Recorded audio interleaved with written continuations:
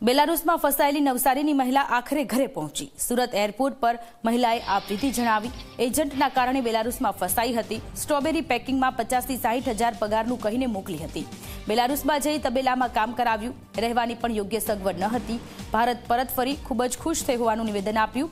પરિવારને મદદ કરવા બેલારુસમાં નોકરી કરવા માટે જવાનું પસંદ કર્યું હતું। એજન્ટોની લાલચમાં આવીને કોઈએ વિદેશ જવું નહીં એ પ્રકારની સલાહ પણ આપી।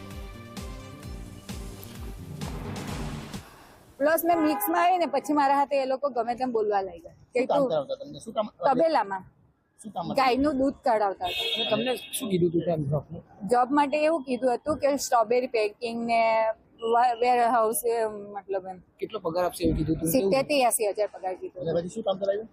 8 કલાકના ને તબેલામાં દૂધ કાઢવા મોકલી આપ્યા। અમે કઈ ગાયનું કરવા નહીં ગયેલા, અમને કઈ કામ કરવામાં અમને વાંધો નહીં હતો ને જે કામ કરવા માટે જ ગયેલા।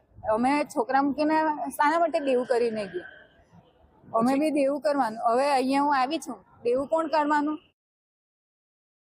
એજન્ટ લોકોનું કહેલું થોડું બી નહીં માનતા ને એ લોકો ફસાવીને મોકલશે પણ તમારી લાઈફ ત્યાં ખરાબ થઈ જશે।